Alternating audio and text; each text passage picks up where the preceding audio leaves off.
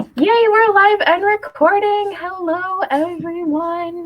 Good evening. I am so looking forward to introducing you to the two authors virtually to my right or left-hand side, depending on your perspective.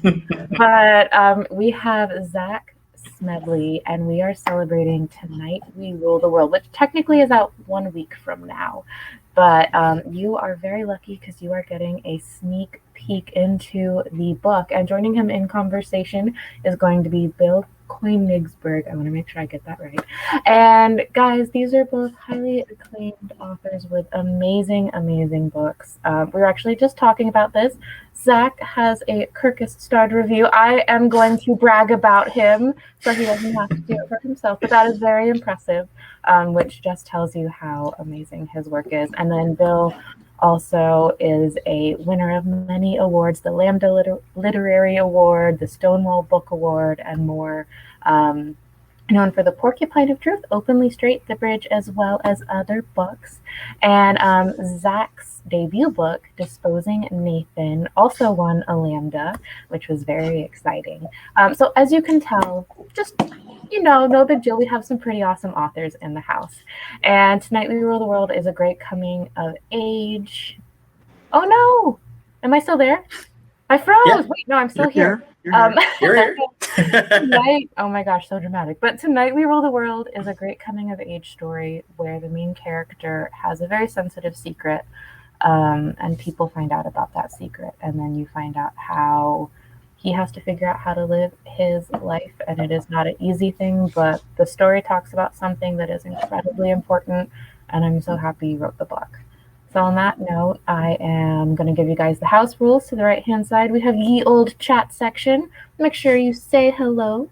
And then if you look down below, this is my favorite part, is where it says ask a question. If you have any questions for our authors, make sure you ask them right down there. The best part of events is that you get to interact with the authors, be like, wait, I was wondering about this thing or this idea. Please tell me, give me the insight. How did you come up with it?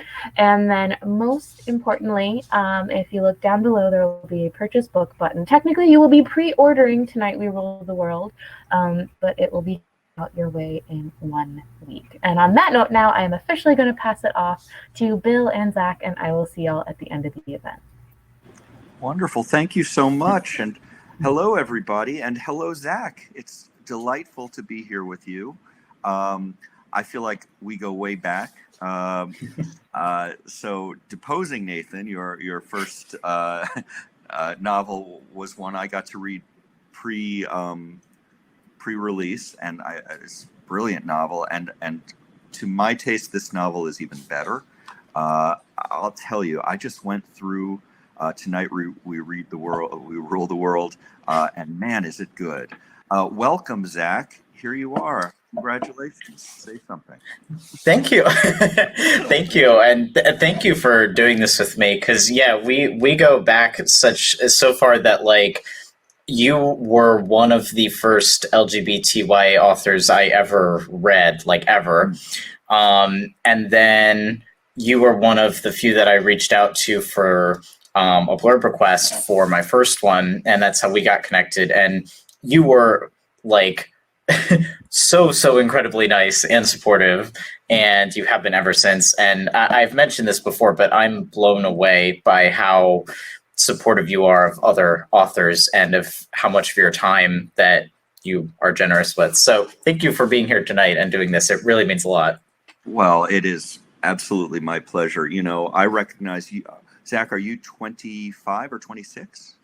Oh God, one of those. I think I'm 26. I always forget. Oh no, I'm 26. I'm 26. Well, that is, to me, I got started in young adult lit. My first book came out when I was 38, and so nothing. I don't want to say anything patronizing because I don't mean it patronizing, but what you're doing at such a young age, I can't even imagine what the heck you're going to be doing when you're 5, 6, 7 books down the road. You're doing so beautifully.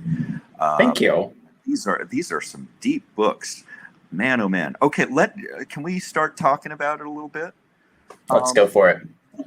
I know we have an issue in this book. Why don't you describe for us what the book is about? Sure. So it's billed as Laurie Halse Anderson's Speak, but for boys. So it's about a boy dealing with the aftermath and fallout of being sexually assaulted by one of his classmates. Specifically, it's when the book starts, it's about word getting out that happened. And so it follows a couple different threads. It's the school's investigation to find out who did it. Owen, the main character, knowing who did it and wanting to keep that very much covered up.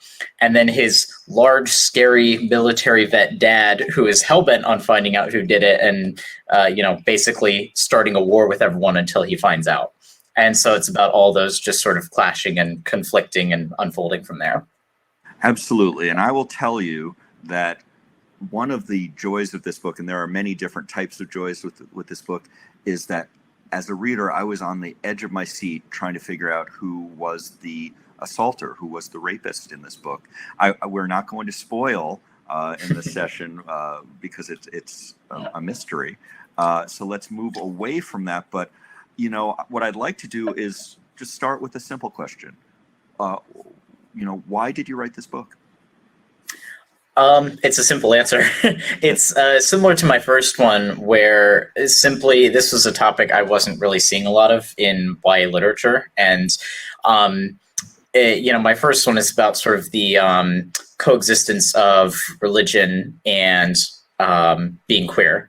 And the thesis of my first book is basically those two things can coexist, and that's not a big deal. Like, a person can be queer and religious, basically. Right. And I hadn't really seen that addressed in YA, like in that direct way. Mm-hmm. And so this was sort of the same thing, where it's like I've seen a lot of important books about sexual assault in YA. Obviously, Speak, Girl Made of Stars; those are two of my favorites. Mm-hmm. But the few that do address sexual assault where the male is the victim, that's usually not like the entire thing the book is about. Like, we didn't really have what I would say is like Speak, but for boys. Right. And this is obviously like a way different style than Speak. But that was basically just how I landed on the subject matter. Is I felt and hoped that my voice could be valuable to it and that we could have a book like that. Well, I think you hit it. I think that's a really good way to put it. Speak, but with a boy as the victim. Yeah. I mean, I tried to cover this topic with my book, The Music of What Happens, is a book where that's dealt with. But you're absolutely right. That book is about 8 other things too. Right. Yeah. I wasn't neglecting or forgetting about that. But I honestly, I read that as I was starting to like put together this one, and that was definitely sort of in the melting pot of like, oh, this is a really good thing to cover. That, and also the bridge, because that's divided into a couple of different, I guess we would call them short stories. Yeah. Uh-huh. And I know I was a little worried about doing that, because that can feel kind of gimmicky if I just have 4 parts of a book and call them, story 1, 2, 3, and 4. But I think they do really serve as sort of self-contained stories, although I really liked how the bridge did it personally. Well, I think these are they're very different books, and I mean, I think it's seamless the way that you create the 4 different stories. I just reread this morning the 4th story, and it packs a wallop. So what inspired you to write this? I understand why you wrote it, but like, were there inspirations? Well, it was, again, sort of the launching point was that we hadn't seen, this topic. And as with my first book, it was sort of, once I had the topic in mind, it was diving into the research end of it. Mm-hmm. With all of my books I write, I have some personal ties to it, but also I would say a large chunk of it is writing not totally outside my lane, but a bit outside my lane. Like, the dad character in this one is a Marine vet with PTSD. obviously, I don't know if you can tell, I don't at all fit that description. And so, for me, I take the research part extremely seriously. So for my first one, that was like interviewing lawyers, watching depositions, studying law and biomedical stuff for a couple of months. With this, it was a lot of doing research into trauma. And that was not fun to do during a pandemic. the timing sucked on this. But, as I dove into the subject and reading accounts from people to whom this has happened, this specific type of situation has happened. Obviously it was some awful stuff, but it was also compelling because it was like, I want to try and give a voice to this subject matter and the folks affected by this. And so that in its own weird way sort of compelled me. And, I don't know if you would call my books like angry per se, but they're certainly like loud, and it's a lot of people yelling, and it's some strong views. If I did my job right, it's strong views, but somehow rolled into feeling like it's not quite taking, definitive stances on certain things. And so with this, it was just a lot of, I honestly do not remember how many accounts I read of victims. And I talked to a few folks. Okay. Oh, yeah. Yeah. And I talked to a few folks online. I obviously identified myself and made it clear what I was doing. And, it's not like I was sitting there with a clipboard or anything, but if you immerse yourself in it, and if it's really just what you spend, 8 hours a day with, or in my case, it was more like 4 hours a day. It takes a big toll on you, but also it stops sounding like you're just regurgitating facts about the issue, in this case, sexual assault, and more just hopefully when you start typing, you can emulate what it's like to live and breathe, the aftermath of that experience. And so, it maybe that's an odd answer, but learning about this and the real world, how it affects folks in the real world is sort of what inspired me and made me more passionate to write the book, even though it was very taxing to do so. And I hear you about writing during COVID. That is tough. Yeah. I do wonder a little bit about your self-care routine. Did you have to do something to make sure that you were okay writing this kind of material? I certainly should have been. I would say it was mostly just I would place a pretty definitive separation between the research and the work versus other stuff. So it was I would go down to my basement, which is where I'm at now, and I set up a whole specific section of it, which is where I did all of my writing.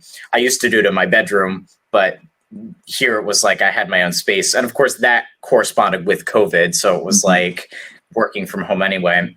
But yeah, I was going to ask you the same thing, because I know we both were writing during COVID, and I remember you were pretty open about how that, everything during 2020 was just taking a big toll. It was such a tough time to write. And after writing my book, The Bridge, which is about suicide, I decided to write about a much lighter topic, AIDS, for my next book. So, I was really in the thick of it. And it was hard to write about a pandemic during a pandemic. And so I think all of us writers had similar issues, but what we have in common is we were writing about trauma, which is especially difficult.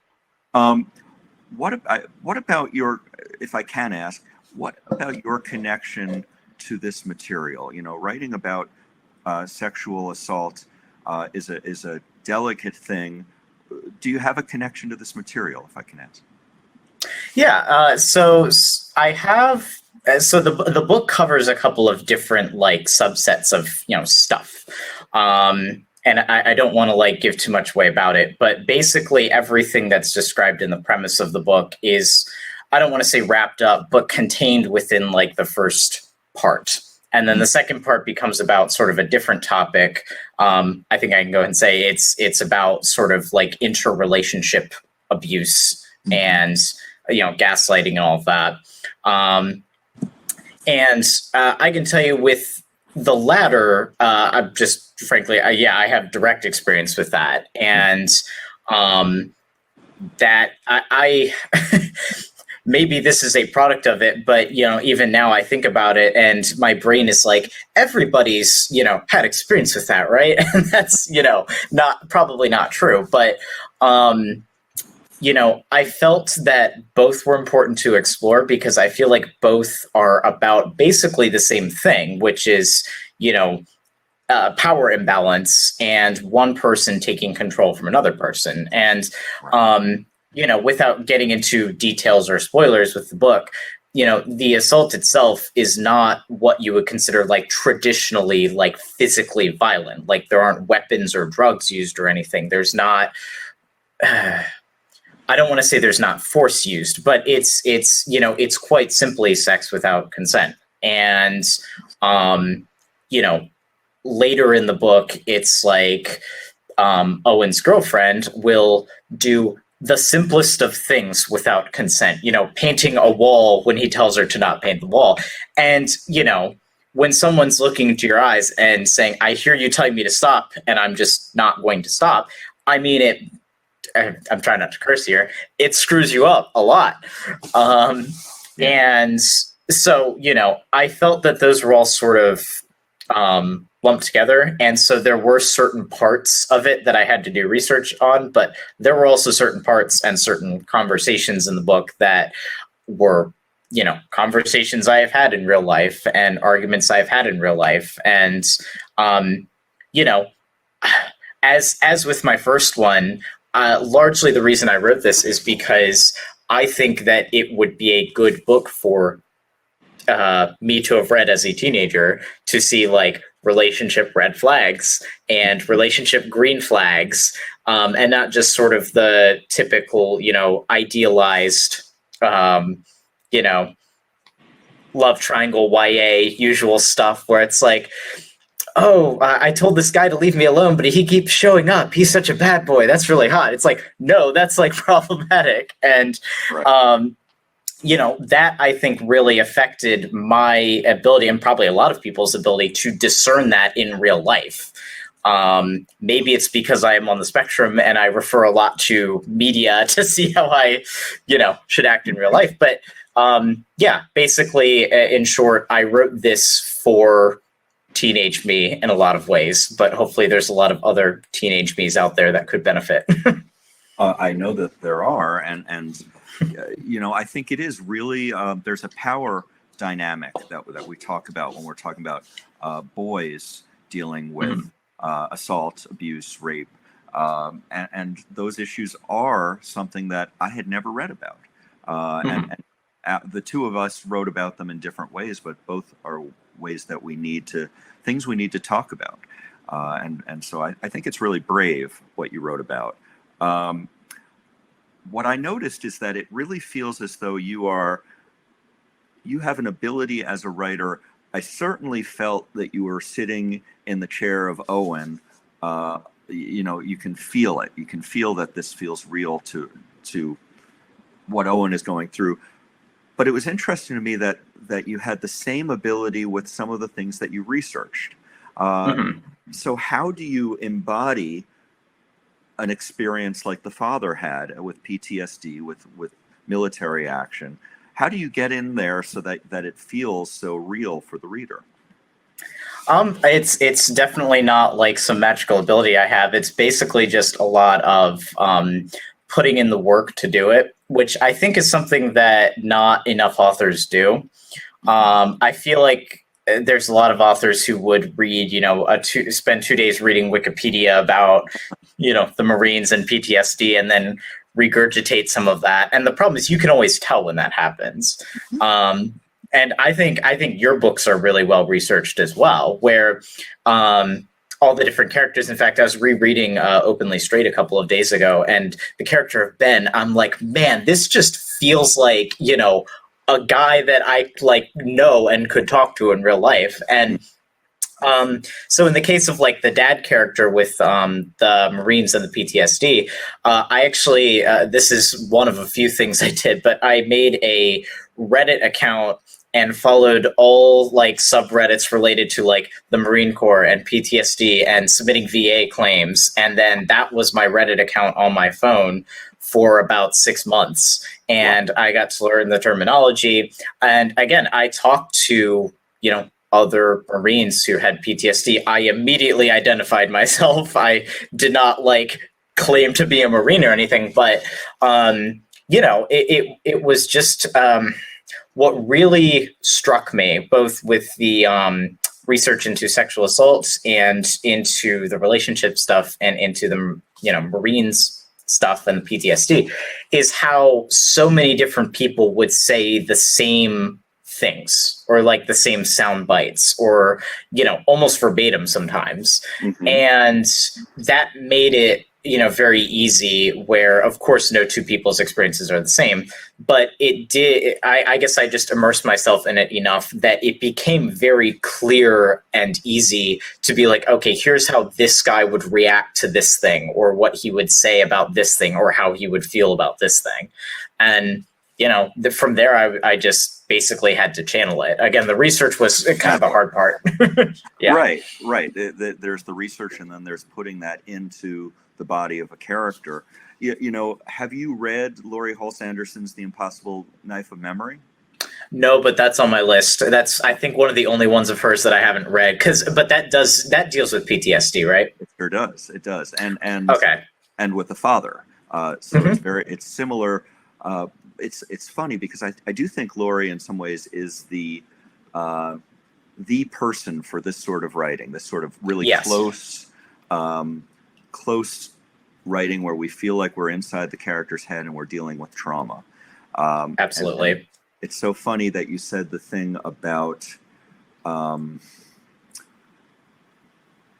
how the painting scene in your book, because Laurie actually read The Music of What Happens before it came out, and she suggested that I add some scenes that are just like the one that you talked about. She said, how about if he is dealing with, I think what winds up happening is that his two girlfriends, or one of the character's two girlfriends, start to dress up his dog in clothing without his consent, which sounds silly.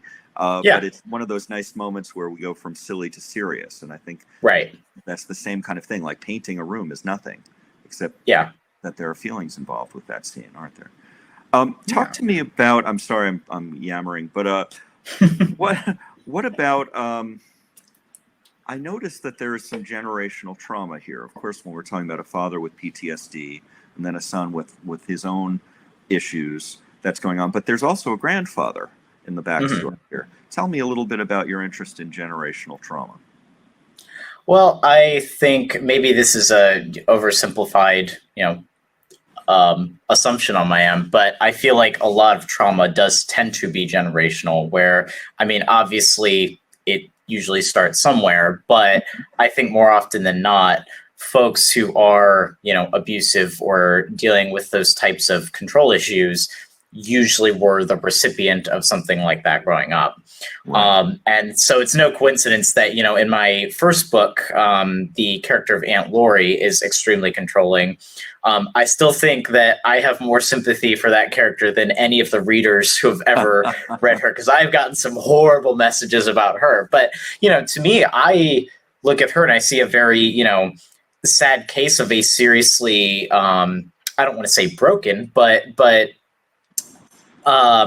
woman who has been messed up by a lot of stuff, and so has a lot of control issues, and that's due to a lot of different factors in her life. And so with the dad character here, it's kind of the same deal, where I think it's just a really brief mention of, basically his dad was way worse and more physically abusive. And, obviously this book it's kind of it kind of goes in two different directions, because on one hand, it's about how a lot of what Owen's dad does to him is abusive and not okay. And it's about Owen dealing with that. But then it's also about how Owen and his dad are really walking the same path due to having awful stuff happen to both of them. And to me, one of the most, sort of harrowing scenes is in the aftermath, when Owen is starting to, I think it's when he's like getting on apps and stuff, he's so full of like cynicism and mistrust for everyone. And he starts to realize like, oh my God, I completely understand, everything my dad says and does now. I get why he's so angry and like pissed off and assuming everyone's going to screw everything up all the time. It's because they do. And I get why, he thinks everyone's going to hurt him. It's because they do. He was right about everything. I was wrong. I'm becoming more like him. And also I hate that, but also it feels correct. And so, in that sense, that's why I think, not to, give away the ending, but when they have a long, important conversation towards the end, it's where they both sort of, there's not quite reconciliation there, nor is there quite, leaving everything open-ended, because that's not how real life works. Right. But it is, to me, the breakthrough is the recognition that they both had this awful stuff happen to them and then both got sent down a really screwed up path because of it, one that they shouldn't have, been sent down. Yes, absolutely. I think one of the things that binds us as writers, I was really interested when you said what you said. Neither of us believe in villains, do we? Mm-hmm. It's all about people who have, as you said, it's Aunt Laurie. Is that who it was? Yeah. That's right. She's not a villain, and people do read books as if there are villains, don't they? Mm-hmm. I've had the same exact experience where people hate on certain of my characters, and I don't hate them. So on a totally different subject, because we've talked about some heavy stuff, what's so cool about this book is that it's also really a beautiful book. There are some things in it that are so gentle and nice, and I want to talk about the friend group that Owen winds up with. I felt like I was part of that friend group. Tell me a little bit about that. Did you have a friend group like that growing up? Oh, yes. I still have a friend group, actually. So, growing up, it was kind of similar to how it happens in the book. It's not autobiographical, but it was in the sense of like, I met one person and they knew two people. And by like 10th grade, there were like 8 of us. And we were sort of the pack that did everything together. And usually at a hangout, you could get like 5 or 6 of us. But when you got all 8, that was like the best. And about half of us went to UMBC, which is a college like 2 hours from my hometown.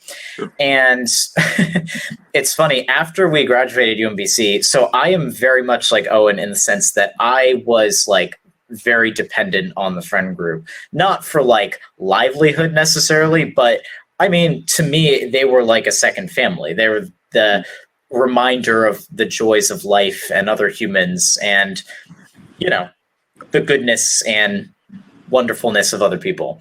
And so when I left UMBC, I missed them very badly. I missed them so badly that about a year later, we got 8 of us, and sort of collaboratively, we all moved into the same neighborhood together. It was into 2 different houses, basically across the street from each other. Oh, and so during the year I wrote this book, I was living Owen's experience where I was in a neighborhood with my closest friends. Oh man, it was like one of the best years of my life.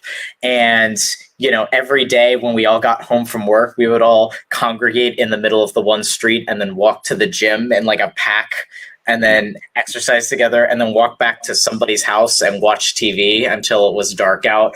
And, that sounds childish. I was like 24 when it happened. But, the thing is, as I started writing this book, everyone started sort of moving away. And now my boyfriend and I, or I guess fiance and I, are the only 2 left in this neighborhood now.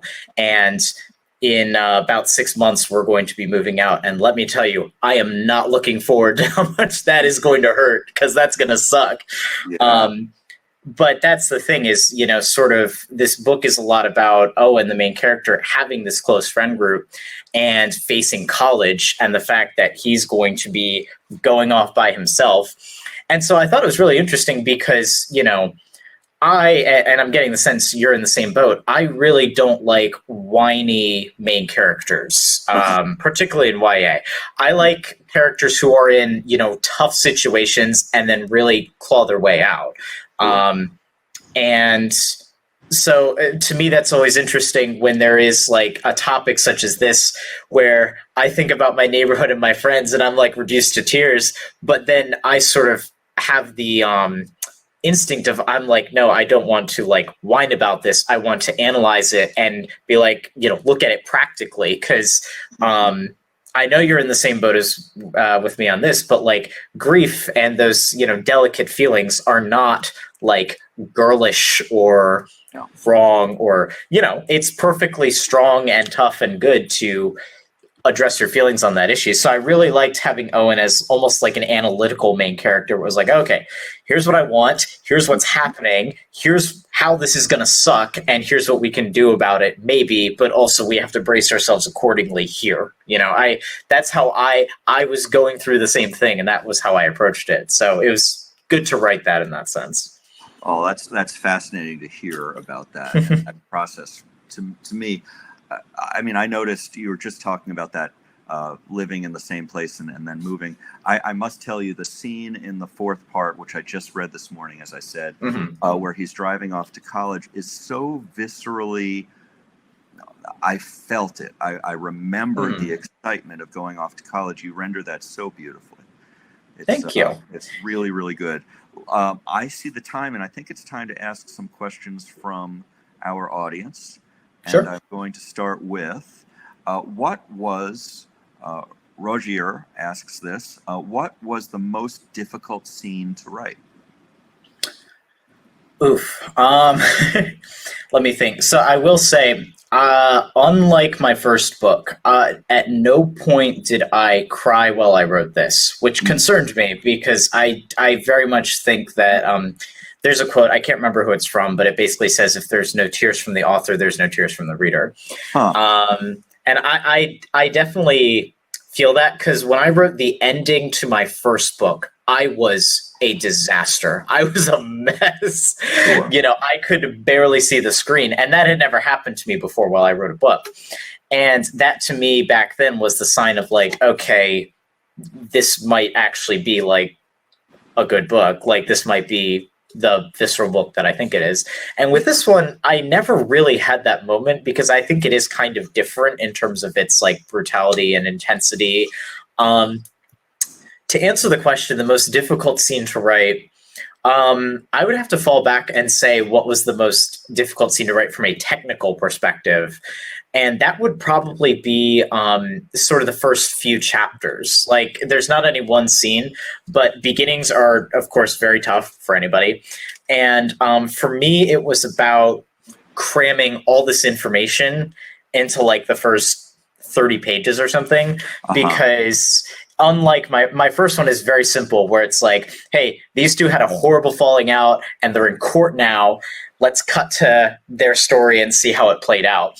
With this one, it's like we're going back to 9th grade, but then we're also jumping forward a few months immediately, and then we're jumping forward a few months, and then also at the same time, we're in a timeline where everything has already happened. And, you know, even for me, it was so difficult keeping track of like, okay, have I introduced this character yet? And if so, in which timeline? And, you know, that was tough for me. And so that was probably the hardest part of writing this book. I hope that answers the question. It does. You know, I think that the degree of difficulty, it sounds like, for the second book was higher. And I think that's commendable. I can't even imagine exactly how you're going to heighten the degree of difficulty for your next book, but I wonder if that'll continue to happen for you. I'm in the process of writing it, and I can tell you I absolutely have. Well, that's exciting to hear. Yeah. Okay, so did the Rut from Mexico asks, the idea for Tonight We Rule the World, did that come to you before or after Deposing Nathan? That's a really good question. So short version of some backstory here. Tonight We Rule the World is actually the first contemporary book I ever wrote. And I wrote it when I was 17. Previously in high school had written a bunch of knockoff fantasy novels. They were terrible. It wasn't good. But then as I was leaving for college, I was so emotional about the whole process that I wanted to write a book about leaving for college. So I did that. It was a much different plot in that there was no plot. It was just kind of the friends hanging out, but it was all the same characters and everything. There was no like sexual assault or anything. So you can see how that takes a lot out of the book. It was really just about the relationship forming and then slowly waning off, albeit much less dramatically. Gosh. Yeah. And then I tried for most of college to get that published or to get an agent for it. And I got up to the R&R phase for a lot of agents, but none actually bit on it. So then my senior year, I hit screw it mode and said, I will just write, the most unpublishable book ever, just as sort of like a distraction. And that was Deposing Nathan. And then of course that wound up getting published. And at the time I told myself this will be the stepping stone for the one I've been trying all along. And then Deposing Nathan turned out so, enjoyably for me that when it came time to write this one, this thing was miserable. I hated it so much. And so at that point, my agent came in and she was very blunt with me. She said, yeah, this is nothing like Deposing Nathan in the worst possible way. Like there's not really a plot and there needs to be, and nothing really happens and it should. And so then we brainstormed, and that's there was one scene in the original that kind of sort of had the kernel for the sexual assault stuff. And so then she suggested, would you maybe be interested in writing a book on that subject? And I thought about it and, did some research. And then that was what led me to completely rewrite it, which I will never be doing again because rewriting was one of the worst things I've ever done. That's hard. It's so interesting to find out the where this came from, because that makes sense to me in retrospect. That there are two totally different aspects of this book, and they merge well together. I'm glad. Yeah. So what about, are there any resources or organizations that you would like to recommend that you know about for people who are struggling? We have two issues here, but let's talk about sexual assault. Is there anything? Yes. Yeah. And we meant to do a resource page for the book, and then I can't remember exactly what happened in production, but I think it was we didn't make the cutoff for it or something. So I am planning to put a page for that on my website. RAINN is an excellent resource. It's RAINN. Yep. And then for LGBTQ plus specifically, the Trevor Project is always a good resource. Yep. Those are the two off the top of my head. I don't know if that was the topics specifically that we're referring to here. That is, you hit it. Okay, cool. So two questions more I think we have time for. The first is, there are a couple actually I want to get to. But which of the four sections of Tonight We Rule the World was the most, let's say, satisfying or cathartic for you to write? Probably the fourth one, the last one. Yeah, broadly speaking, for those who haven't read it, the first one is really about the investigation and the sexual assault aftermath. The second one is more about interrelationship issues and abuse. The third one takes place across a single night, and that is where the title came from.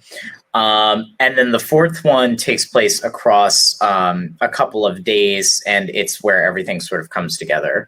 And to me, the fourth one is basically, catharsis, the story. It's essentially just everything tying up and wrapping up and finally coming to fruition in the way that it should.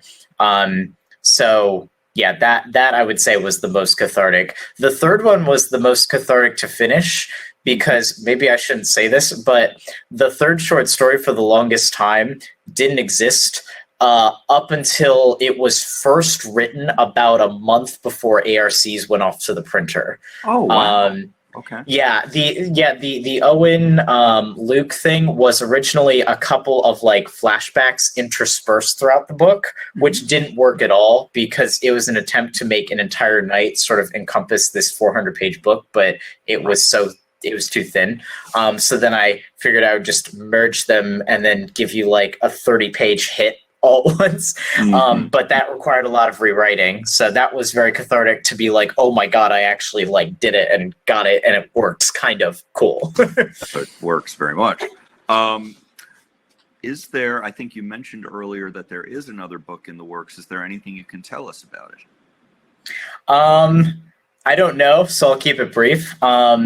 It is going to be YA, queer, contemporary as well, but it will be a bit of a different genre. I would say think Black Mirror or More Happy Than Not. Okay, all right. It'll be sci-fi, basically. That's a good teaser. I like that. Yeah. So what book are you happy that it exists? Is there a book that you can think of that just makes you happy it's out there? Oh, I mean, many, many. Book that I'm happy it exists. I would say there's more authors that I'm happy they exist, because I think a lot of authors tend to, their brands tend to cover very specific things. So like the two that come to mind are Laurie Hull Sanderson and you. Are the two where it's just like, whatever you guys are writing, I know is going to be inherently important and well done and done with care and excellence. And so that's one of those things. Same goes for like my favorite screenwriters, where the reason they're my favorite is because I like what they are setting out to do and I like how they do it. And I think that it's good and important. So, yeah. Nice. Very good. Well, I think we have time for one more question, and I have one more question. So that is, what do you think is one of the biggest misconceptions of Marines with PTSD that's commonly out there in literature? Oh, that's a really good one. Biggest misconceptions. I think probably, I don't know if you would necessarily say this is a misconception, but I think something that a lot of people don't fully think about or appreciate is that, for as dramatic as PTSD can be, both on screen and on the page and in real life, there's, like anything, there's a lot of subtlety to it as well. I think when we see PTSD portrayed, we basically just see the person, having a flashback or having an episode and where they're, going crazy. And that does happen in this book a couple of different times, but it's also just a lot of, if I did my job right, it's really infused in the character, how they carry themselves, how they talk to people, certain, the smallest of idiosyncrasies, things they insist on doing themselves. And again, I saw a lot of sound bites in common, not just in the sexual assault research and in the PTSD research, but overlapping as well. When a lot of people talked about things that were different about them after the fact, it was like, being more fearful, both physically and just in a crowd, not trusting people, needing to do everything yourself, feeling a lack of control, all this stuff that is more quiet and internal and reshapes. I forget the quote in the book, but it's something it becomes like baked into your bones and poisons your heart or something. I wrote it a year ago, so I don't remember. But it becomes a part of you. And so I think, especially with like on screen, a lot of screenwriters resort to the more overt physical stuff, when in reality it's much more of a quiet, character. I should say evolvement, but I guess devolvement. Mm-hmm. Yeah, that's I really get that about it's an internal issue. I mean, certainly by the end of the book, you realize that Owen has acquired something that isn't going to just go away. I'm talking about his situation, not just the PTSD. And they have that in common, of course. Right. Do you have, I mean, we're really at the end here. Is there anything else that you would like to say about the book? I'm probably supposed to here, but no, I feel like we've talked about a lot and covered a lot. I definitely don't want to give everything away about it. But yeah, I've really appreciated our conversation, and I really appreciate everyone listening to it. Yes. And I appreciate you asking me to do this. It was really fun. Yeah, absolutely. I really appreciate you both joining us. Honestly, this conversation was just absolute. I don't know. Joy isn't the right word. It was very important, I feel like, and very meaningful. So thank you for sharing that with us. I really appreciate it, and I'm sure that all of the readers with their comments and everything, I can tell that they appreciate it as well. So I just want to say thank you very much, Zach, for writing tonight. We Rule the World. And Zach, as well as Bill, just for everything you do for readers and representation and all the important messages that you get out there. It has touched so many people, and just thank you guys so much. And so on that note, everyone, of course, gosh, yeah. Thank you guys. On that note, we are going to say good night, everyone. Make sure you go on night. We Rule the World. There's going to be the link down there, and we will see you all next time. Goodbye. Bye. Bye-bye.